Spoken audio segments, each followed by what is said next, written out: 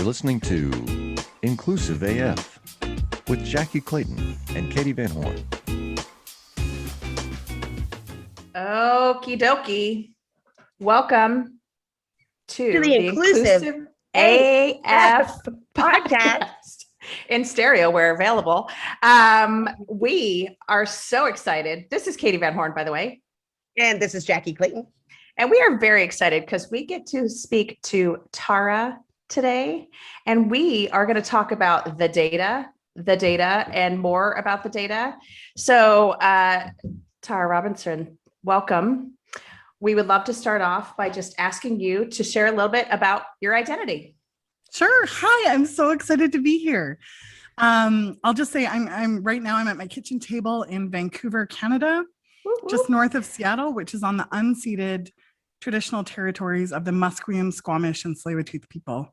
I'm here on stolen land. Who am I? Okay, so I'm a diversity, equity, and inclusion consultant. I worked in-house at Mozilla for 3 years. Before that, I was a librarian for 12 years, and I ran an accessibility organization for 5 of those.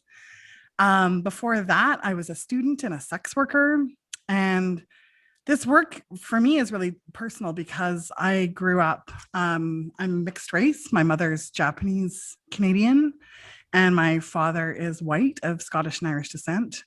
And I'm queer. So growing up in a small northern logging town in Canada, I didn't fit in, and I knew what it was like to not belong. And I've had those experiences throughout my life. And I want to work with people to help change the systems and change the environment so that more people feel like they belong. Awesome. Your pronouns? My pronouns are she and her. Awesome. Thank you so much. And thank you for joining us. Jackie, what were you going to say? Sorry. No, I love Tara. And it was really funny because being that, we write, we train, we're always online and doing all these things. And there's a lot of information. And I felt this overall connection to Tara. And I was like, hi, I don't know you, but I feel like I do. Like I really felt, how you feel like somebody online, like we're really best friends. And then one day I woke up and was like, she has no idea who I am. I troll her so hard. Like I was following all of her posts on LinkedIn, and everything that she said just resonated with me. So it's like an honor and a privilege to have you here. And I know that you have so many interesting insights, and I'm glad that we can share it with our audience. So thanks again for being here. Well, I'm glad we connected. Like, I think this has been one of the silver linings for the pandemic for me. Like, we're all working at home from our kitchen table or temporary office, and we can connect with people anywhere. And it's been like, I remember the first time we had a conversation, I was like, gosh, like, I feel like I've known you for a really long time. That's awesome. So we're going to just dive right in. I hope you're ready. Let's go. Okay. So I know that one of the projects that you worked on, and so we just realized before we started recording that we have known each other in prior lives. So I know one of the projects that you worked on is a project for your former company, Mozilla, and working on gender transition. So would love for you to share a little bit about kind of how that project came about and the resources that folks can still access today. Yeah. So when I was at Mozilla, one of the first projects that I led was getting some resources to support people who are transitioning their gender in the workplace. There was a coworker who was transitioning, and I was just thinking, like, what can I do to support her? When I was 19, my partner at the time transitioned and is now a gay man who lives in Osaka, Japan. So I've been like in community with trans people for a long time. And as the diversity and inclusion person, I was like, what can I do at a systems level to make things better? So having an open source background, one of the skills I have is documentation. So I was like, let me just start by documenting all the different places that they're going to need to perhaps update their name or their gender marker. And there's so many different systems at work. So we've got our HRIS system, which is sort of like the source of all truth for people data. But then our IT systems existed. There was like a bug tracking system for the badges to physically access different offices. we traveled a lot. So there was a travel system, which also had your passport information. Like there were a lot of systems. So one of the things I thought that would help was just documenting all the different places so that that individual wouldn't have to do that research. And in talking to different departments, like the IT service desk was awesome. And they were super honest. They're like, we want to give trans people at work really good service. And we're not sure how. Like, and actually, you know, if we're going to be really honest, like, we're not even like, I don't really know what it means to be transgender. So I was like, okay. So there's like a knowledge gap that people had. I think everyone I talked to wanted, like, were respectful. They weren't arguing if trans people existed or not, but they were operating from a place of ignorance and wanting to know more and do better. So that's kind of where we started, and checked in with this individual and their HR business partner as they were transitioning at work. How's it going? Like, great, you're using your new name and pronouns. What are things like on your team? And then I realized that their manager needed support. Similar to the IT service desk manager, this person's manager like really cared about this individual as a worker and as a valued member of their team, and just didn't want to fuck it up. So I was like, what questions do you not know the answer to? And that was kind of a hard way to approach it. But we talked a couple of times, and I was like, oh, there's like some basic things. You don't know the difference between sex and gender. Okay, like, so kind of hearing all these different pieces, I then pulled in Trans Focus, which is a trans consulting group here in Vancouver, where the two principals at the time, one was trans and one was non-binary. So pulled in some external subject matter experts who also had lived experience, and we developed a training for staff. And I think more than 70 or 75% of people took this voluntary HR training on how to be inclusive of trans and non-binary folks, which was great. And since I left Mozilla, actually, one of my former coworkers reached out and said, hey, my kid has come out to me as non-binary. And the stuff I learned in that workshop helped me really be able to hold space for my kid and advocate for them. And like, she's like, you know, I'm mourning the loss of having a daughter, and like, this is my kid and I'm going to support them. So I never thought about like kind of the knock-on effect that this would be having on parents or aunts and uncles or people about the other members in their family, but it's been kind of cool to hear about that impact as well. That's awesome. And just so everyone knows, if you are interested in seeing those guidelines, they are still online. You can find them on, I think on Mozilla's career page, you can find them, or if you look up Tara, you can find it through her information as well. So thank you for doing that, because I agree with you wholeheartedly. I think for some folks, it's just, I don't know the answers. It's not a right, wrong. It's a, I just don't know the answers, and having those resources is so critical to make sure folks can be inclusive. And I love the fact that you focused on managers as well. I think we all probably have those horror stories of managers that had best intentions with, you know, this type of situation and just didn't know better, and so maybe didn't act the way that we would have hoped. But you know, that it is what it is. So after you left Mozilla, you started your own thing. So tell us a little bit about that. Can I tell you one more thing first? Oh yeah, of course. Sorry. And Mozilla is an open source company, so we were able to share sort of a bit of a de-anonymized version. Like, you don't need to know what the Mozilla LDAP login stuff is, but we shared a list of all the different things that people could consider when they're transitioning, and all the different departments that you would need to do things, so that if you're thinking about like, how do we support trans and non-binary folks in our company, it's at least a starting place on the different places you might look or want to kind of connect with your internal stakeholders to make sure that the environment is really inclusive.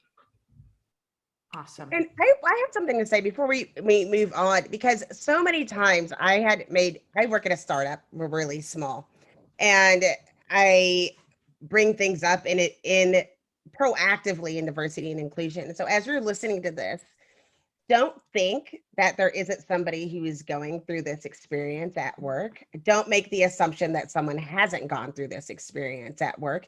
It's important as we move forward in being allies and giving the education. I think it's probably because of the work that I do and the work that you do. People are desperate for connection and desperately want to do the right thing. And so these types of programs, especially if it's open source and you have access to them, bring it to the people at work, share it with them, go through the process, because it's important to get familiar with the unfamiliar so that you can keep moving forward and we can make it a more inclusive. Ooh, that reminds me of one other thing. Hello, Kat. Lovely. Our benefits administrator was such an important stakeholder and such a huge ally. She's super open-minded and super knowledgeable and said, I realize that there are many kinds of genders and people have, like, it's not a binary thing. Unfortunately, a lot of the insurance companies we're dealing with live in 1954. So she would proactively or when needed advocate for individuals with the insurance companies. So if a trans woman needed a prostate exam and the insurance company is like, why would a woman need a prostate exam? Nah, we're not approving that. She would just step in and deal with that. Or if an employee was like having difficulties or getting an experience that wasn't what she wanted them to have, she would step in as like a really active advocate for the employee. So she was really phenomenal. That's awesome. One of the things that came up when I was doing some of this work at my former employer was also hair removal. So the other piece that, I think is so critical, and I know that you did this, is, talking to folks going through this or that have gone through this to say, what else? What haven't we thought of? What haven't, what should we be thinking about from a benefits coverage, from a whatever it might be, to make them more comfortable? And I think that's something that, Jackie and I talk about quite a bit, is just asking folks and having that conversation to say, what do you need? How can we make this helpful, beneficial, a great experience for you as an employee or as a human? And so I think that's just, it's great that you guys built this. It's amazing. So thank you. And I think when things are documented, you can have a better idea as an employee of what you can ask for. And also when it's documented and out there, it's kind of like version 1. So people can be like, 90% of this you got right, but this part here on benefits, like, I don't really fit, or it doesn't apply to me, or I can't get what I need. Can you help? I think like most inclusion things, it's not a one and done. It's like, okay, we did a first try, like we're going to have to come back and tighten it up, make it a bit more refined, do a little better. But like, this is where we're starting. You have your own deal now. You have your own organization, and would love to hear kind of what that transition was like. What made you take that giant leap, that very scary leap? Lived it myself. So what inspired that? It's funny, when I left Mozilla, I was gonna just take a month off, because like a month will be great. And then I realized that I was actually pretty burnt out. And I took many months off. And I worked with a coach to get really clear about my values and my purpose. And that was really amazing work. And really beneficial. Like, it was nice. It was the first time I went into a job search where, instead of trying to like squeeze myself into the shape of jobs coming by, I was like really clear about what I wanted to do and the impact that I wanted to make, and felt very discerning about the different options coming by me. Like, interesting, but not for me. I think I looked at about 90 different head or director of DEI jobs in tech companies, and 95% of them were HR jobs.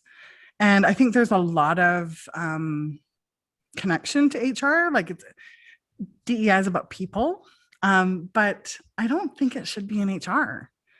If we're using a diversity, equity, and inclusion lens at work, like there's the workplace, there's the people, there's who you're hiring, who's getting developed, who's getting thought of as leaders in succession planning. There's all that.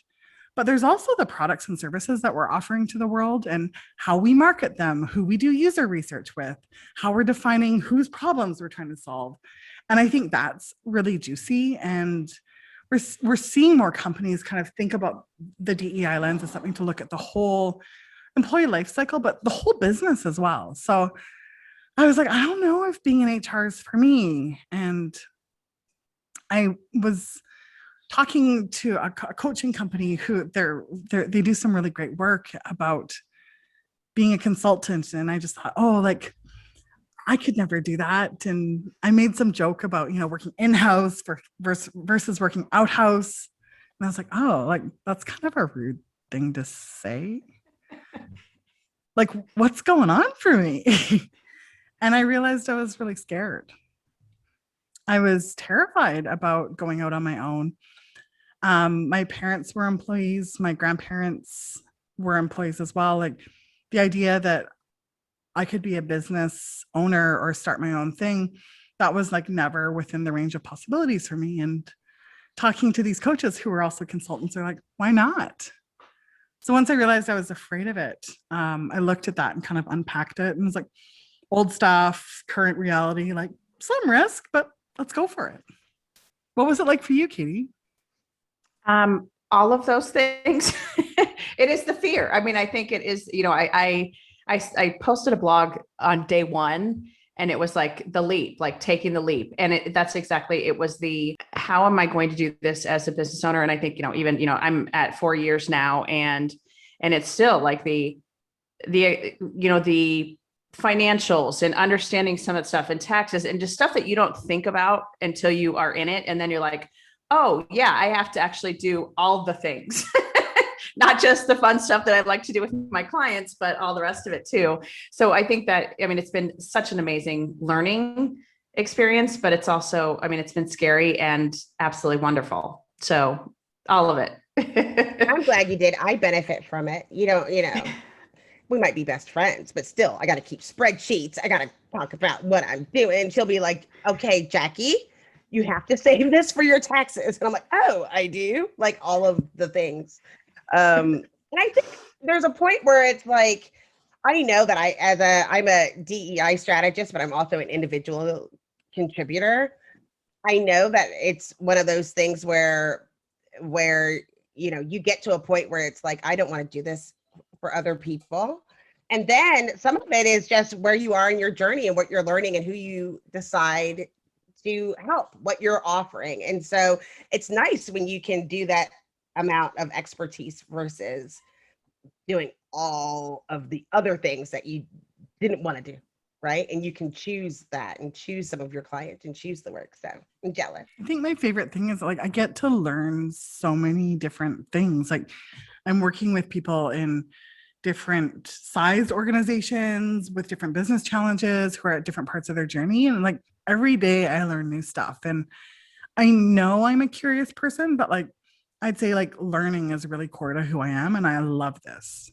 Yes. And I think it's also, you talked about that kind of V1 of the document. And it's so true because it is an everyday evolving conversation on so many of these things. And especially right now in the US, we're having like from the last leader to this leader, from a president perspective, we're getting executive order after executive order of things that are changing and shifting and, things that were put in place with the last administration that are now being, ended, thank goodness. But I think it's also just that what you can learn from every single person you interact with is the part that I love the most. So like being able to have this conversation with you, Jackie and I, of course, talk all the time. And it is that like, okay, well, what's your experience or what is your, what are you seeing or what's going on in your world? And I just love that piece too. So data nerds, my two Data nerds, data geeks, whatever. I'm Jackie and I geeked out about. I know. And I saw your new course and forwarded it to some recruiters. I know. I'm like, check this out. Awesome. Listen, I love it. It is so important that you look at the data, especially for organizations that are just getting started, because they don't even have a clue of what's going on, right? It's like, and it's always been there. It's just, you have to look at it. It's like anything.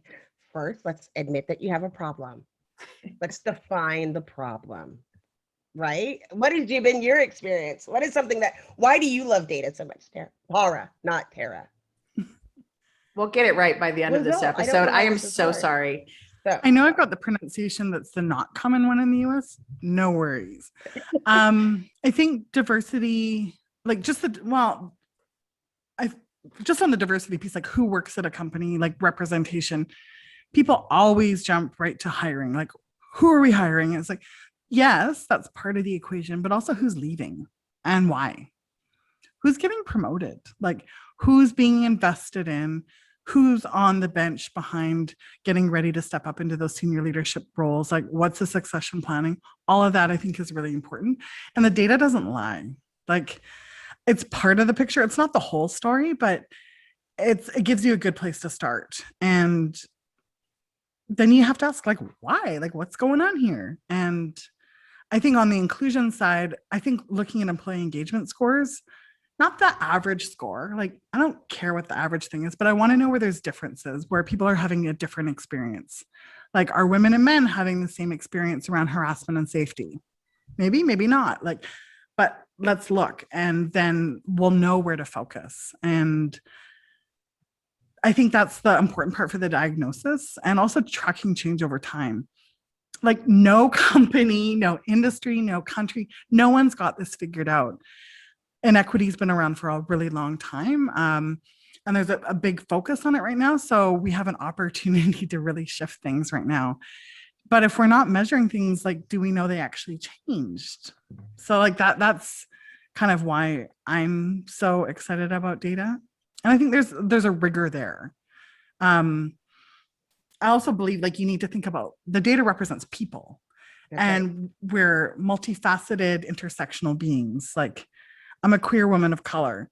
It's not like I'm only queer on Mondays, only a woman on Tuesday, and only a person of color on Wednesday. Like, I'm all of those things all the time. And it's cool to see a more intersectional data analysis going on with bigger companies. That's something I think that's really interesting.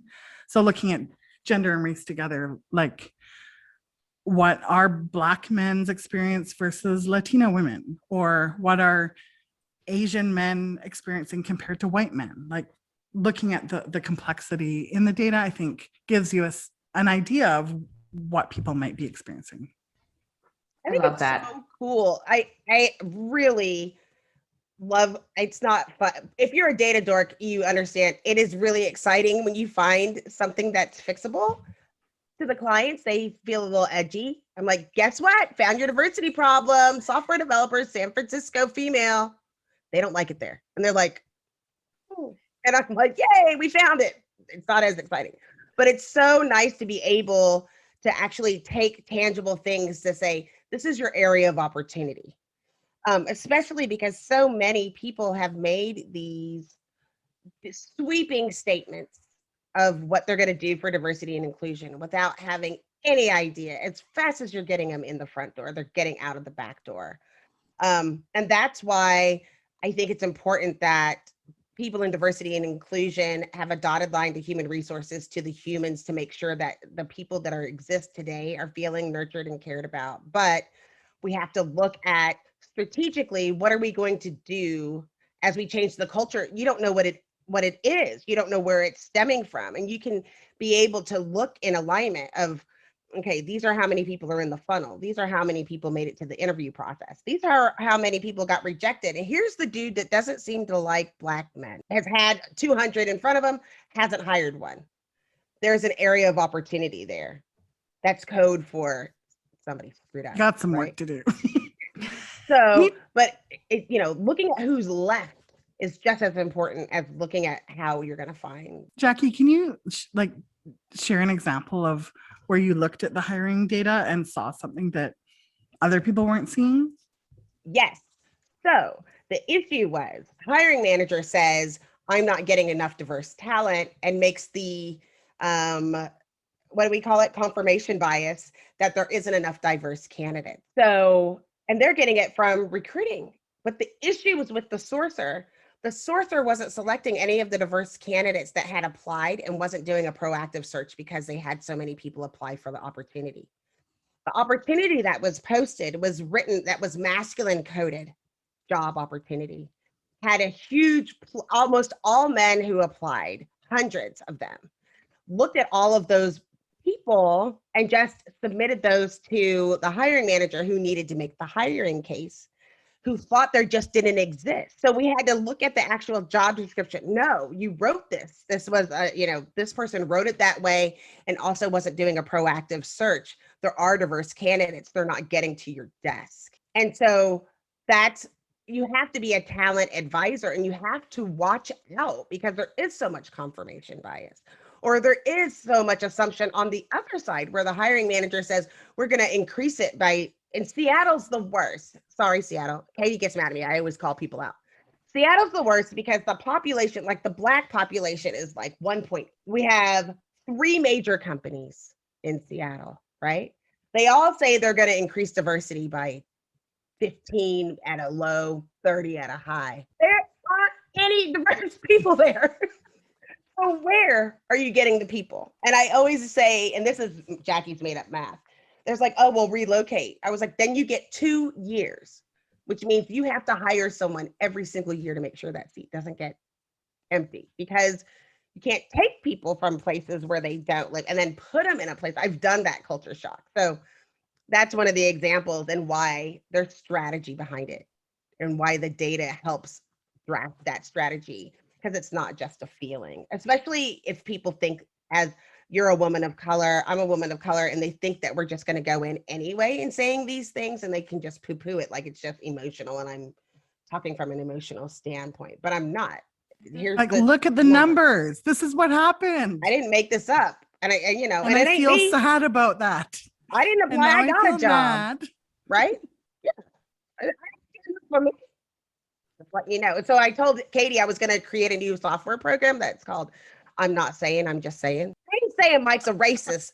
I'm just saying he don't have any Black people on his team, and he doesn't seem to like Hispanic or Latinx people.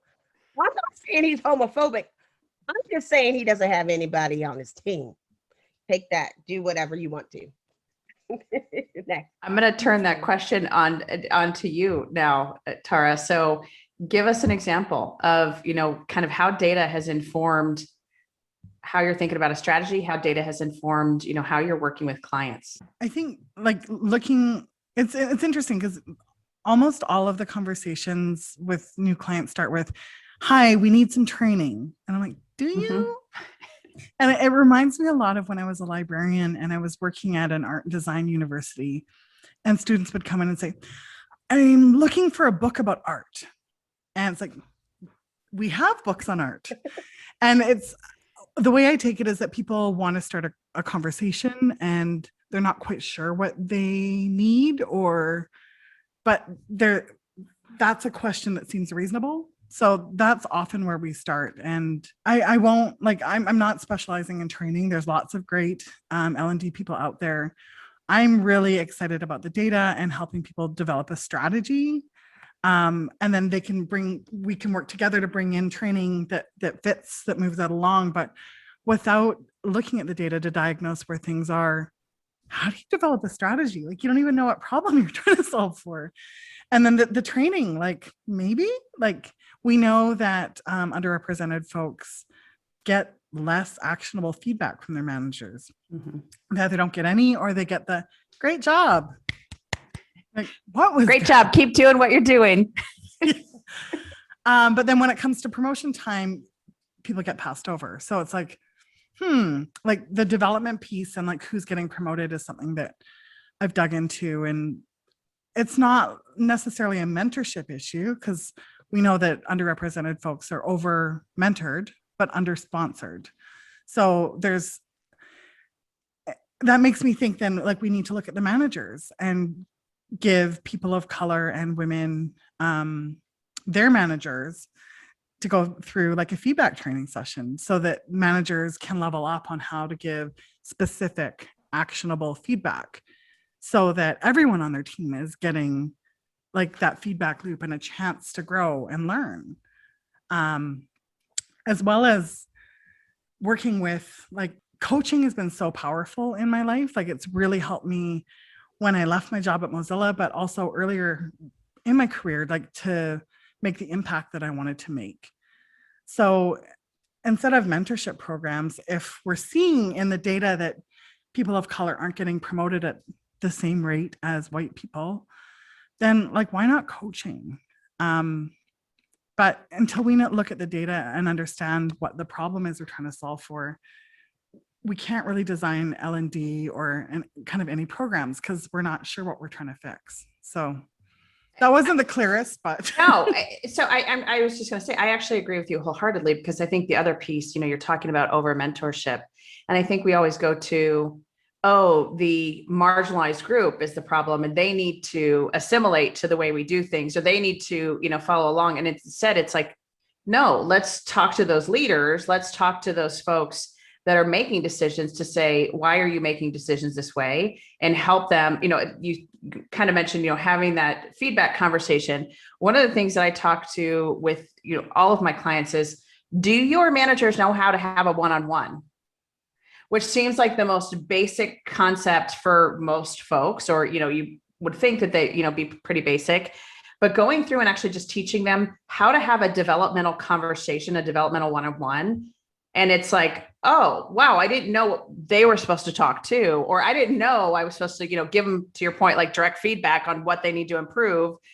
And it is just fascinating. But I also, my joke around the, keep doing what you're doing, you're doing a great job, is, okay, so am I going to get promoted then? Because that's the question I always tell people to ask. If you're told, keep doing what you're doing, clearly you're going to get promoted at any moment because you're doing such a great job.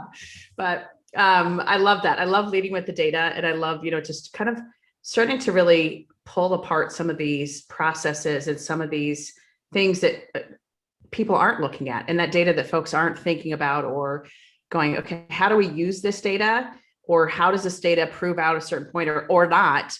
And what do we do with it? So I love that. And then I think there's that assessment piece on the program. Like, if we're doing a program around retention and our attrition numbers aren't dropping, then like, that's good feedback that the program wasn't designed correctly. Something's getting lost in the details. We're not following up correctly. Like, so this goes back to where we're in an emergent space where there are some best practices, but like what Microsoft does or a Google does isn't going to work for most companies. So it's about, again, going back and kind of having that kind of experimental mindset to be like, I think this is the problem I'm trying to solve for. This is what I'm going to do as an intervention. This is my hypothesis. And like, did it work? And if it didn't, then we need to not continue doing that. And if it did, we need to kind of ramp it up or do more. Like, yeah, that's what I actually like. It's kind of a problem, but that's the part that I find really, really interesting. Well, and I think it's also the point you just said is so important. Don't be afraid to fail. Like, you're going to try things and some of them will work and some of them will not work at all. And you'll be like, what was I thinking after the fact? Because I think that's the point. Like, I talk about pilots a lot and, hey, let's try this.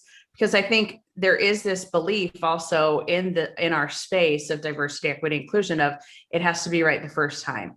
And we have to be perfect. And you're like, it's not possible. You can't. So, I think that's one of the pieces just to talk to folks about too. So, Jackie, what other data questions you have? This is your time. Well, it made me think it makes sense. It makes sense that you would go from librarian and doing this stuff and working with the data, because one of my favorite quotes, and I don't know if it's an actual quote, but somebody said this to me. They said, there's no bad data, there's just bad questions.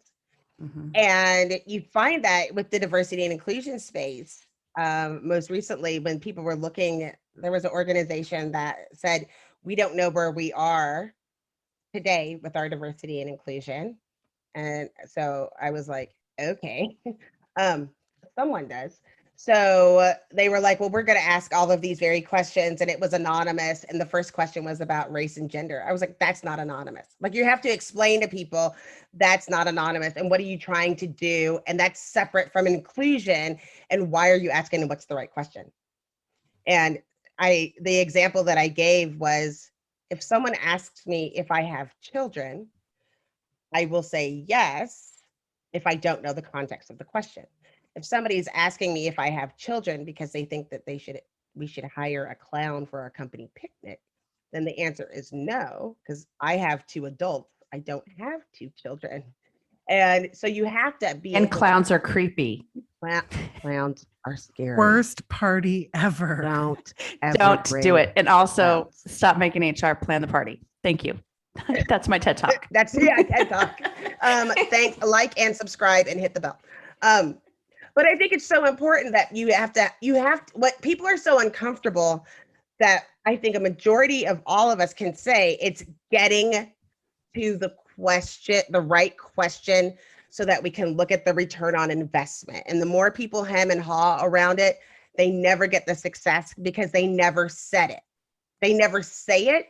And it is like pulling teeth for somebody. And once you get them to finally tell you, you're excited and they're exhausted. It's like, it makes sense. I'm glad that you went through that coaching experience, and I'm sure you offer coaching like tips that can help them, because so many organizations, especially when they're at the point where we need something, we think it's training, they didn't ask the right question. They didn't evaluate all those things, but you're able to help coach them through that. But I wanted to get back to the data to ask, has there been any data that you found surprising as you started looking at multiple organizations as opposed to just a single corporate entity? That surprised you? Ooh. What the pattern that I'm seeing is when people talk about diversity, I mentioned it before, go right to hiring and aren't looking at who's leaving and why, or who's getting developed. And I think we're in a recession. We're going to be in a recession for a while. So some companies aren't going to be hiring a lot. And I've heard from a couple of leaders, it's like, well, we don't have the opportunity to like shift the needle. And it's like, yeah, you actually do. Like, you've got some good people, like invest in them, do stay interviews, ask like what's going on for them, where they want to grow. And maybe there's not an opportunity to grow vertically, but they can grow horizontally and learn skills that are adjacent to what they're doing, or do something else where they get to still grow and continue to be invested in, and they continue to actively show up. And yeah, so they don't leave, but also that they don't stay and mentally have checked out. Mm-hmm. When we started looking at the data at Mozilla, like I say, oh, look at the data. Like, it sounds like it's easy. It wasn't. It was really messy. Like, it took about 3 months of partnership with the operations team to understand the HR data, to get it clean, to align with legal about what we could look at, who could see it. Like, once you start cutting once you start cutting HR data by demographics, it's really sensitive. And it's super important because you're going to be able to see objectively where you've got some gaps or issues. And that also introduces risk. So having all of those conversations takes time, ensuring that the data is right and like all the headcount like lines up correctly. And when you cut it and put it back together, it's still the right number. Like, it's going to require a partnership and it's going to require time. But then you're confident that the data is right. And then you can start to use it like as a measuring stick to be like, how are we really doing? I love that. I think, I love that you just went to kind of that confidentiality piece, because I think this is one that gets missed sometimes. And especially at the candidate, at that candidate step, is people want the demographic data so they can say, how's our sourcing, all those other things. And there's other ways to collect it. As we know, you can say, what's the source code? Okay, well, we know that because they came from lesbians who tech, that more than likely they identify as a lesbian or whatever. And so I think there's other ways that you can start to collect the data without having it be, let me know all the data about this human. And then also looking at aggregate, looking at, some of these other ways to think about the data.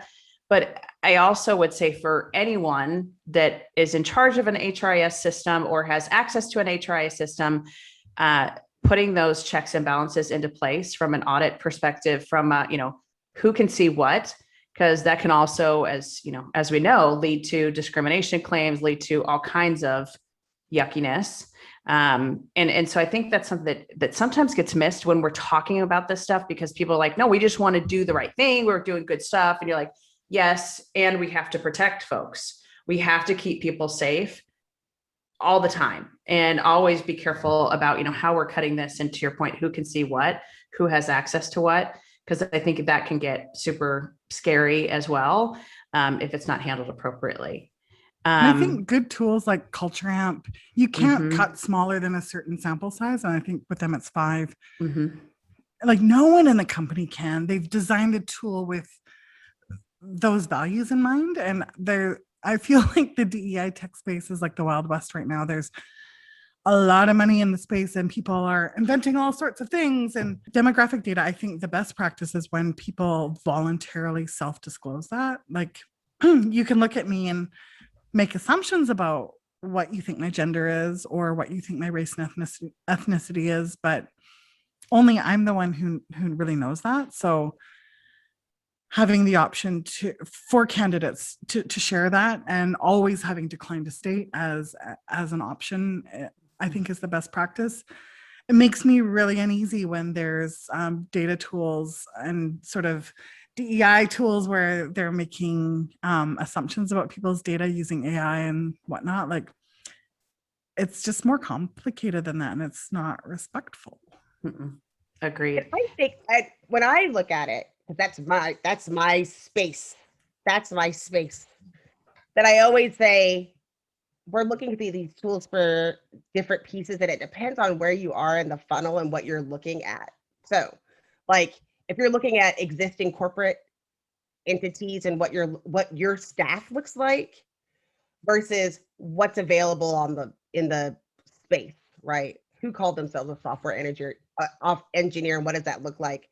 Versus who lives in my town, who lives in their community of that public sourcing data. And so it's interesting because there's so many people that try to pass over and not have the information. Like they don't want to look at the information for what it is, like their existing population or what we do have for what people do self-disclose in one way or another.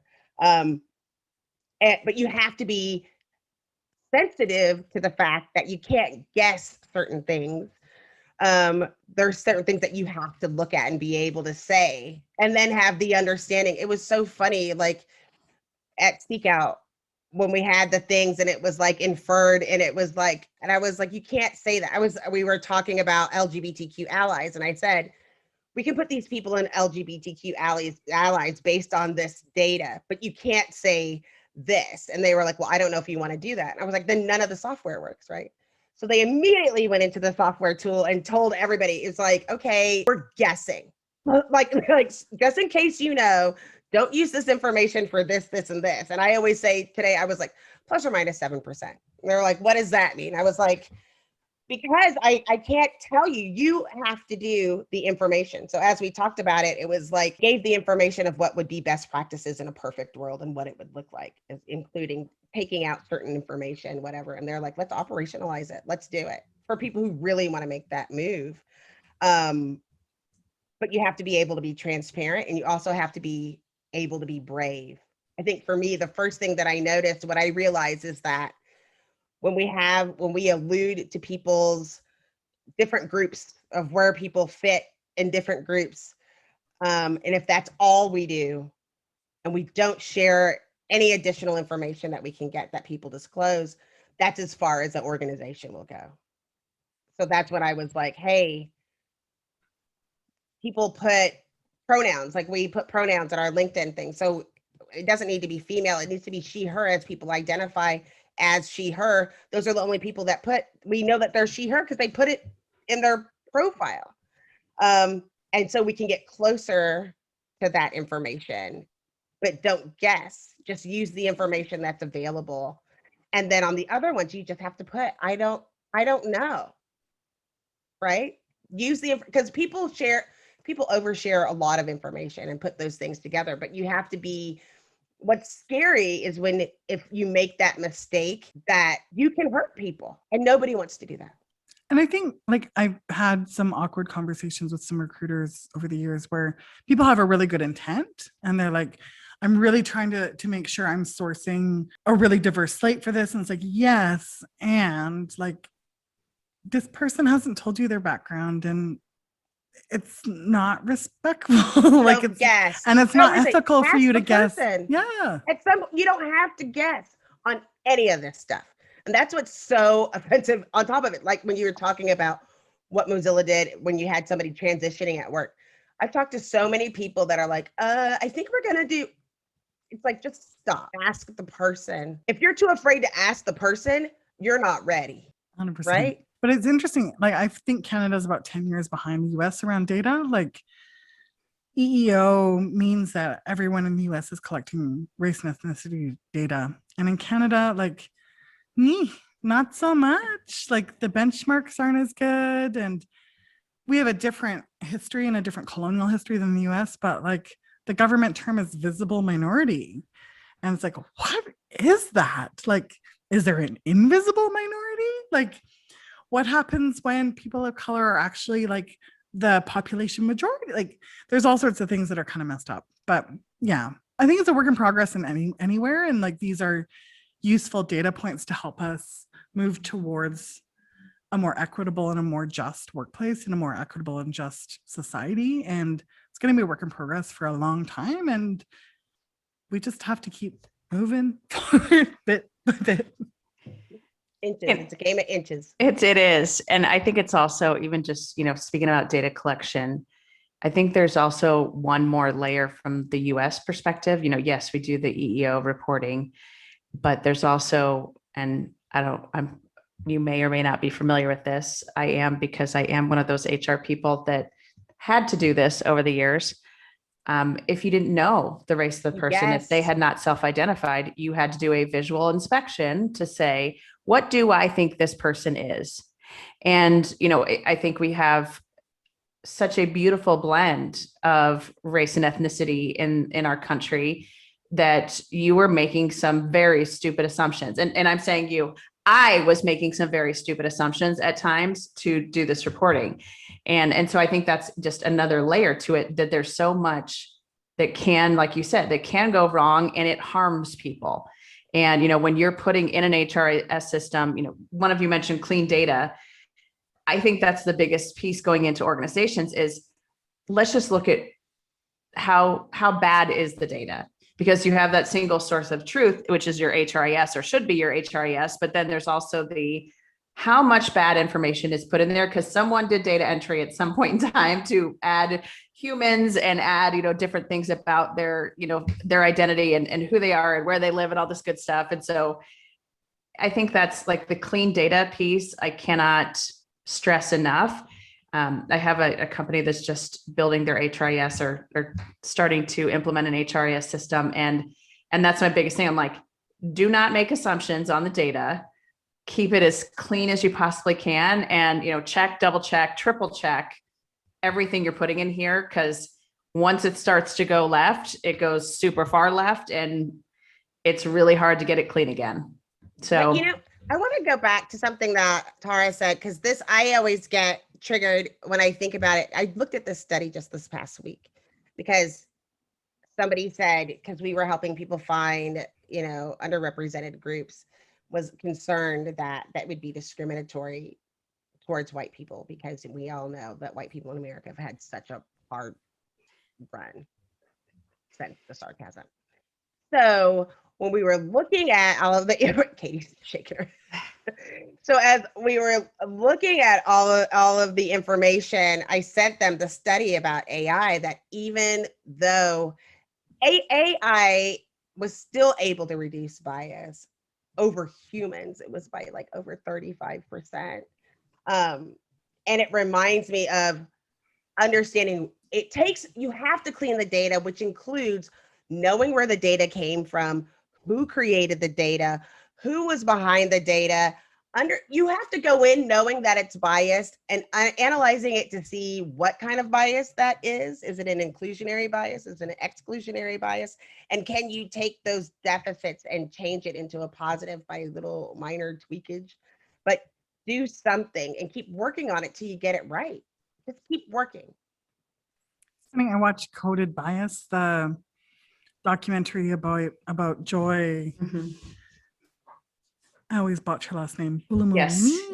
And her amazing work looking at bias in algorithms. And in that documentary, which is on Netflix, they had the case study of the Amazon hiring AI, which used the current, I think it was the current staff employee, set as the training data. And because women were so underrepresented in technical roles, this is what the AI learned on, and then it weeded all the women out in the hiring process. And if So you asked any of us, we could have told them that was going to happen.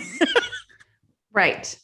Well, but then it is the good data in, good data out. It is the when you are using these tools, are you setting them up and asking questions like, well, is this the group we should be thinking about? Or wow, we all have all white males in our organization, so maybe we should eliminate some of the things that they're looking at, and how they're putting together the like analysis of the data.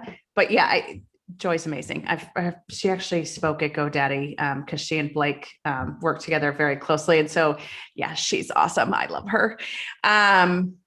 Okay, Tara, what is one thing that you would like folks to remember, take away, start doing, stop doing? What is one lesson from this episode that you would like to make sure folks really get? Ooh. I think the main takeaway that I'd like people to remember is that for diversity, equity, and inclusion, we need to think about the systems. Of course, there's interpersonal like stuff going on as well, but when we're designing programs, we need to understand the systems. So the systems of oppression in society, the systems that have historically mean historically that, or the histories that mean that people are historically underrepresented now. And using data can be really powerful to get an objective sense of where things are at right now.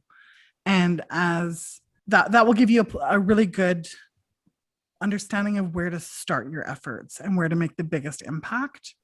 And then as you're trying to make your workplace more inclusive and more equitable, analyzing the different interventions you're doing and being really honest and truthful about, is what I'm doing driving measurable change?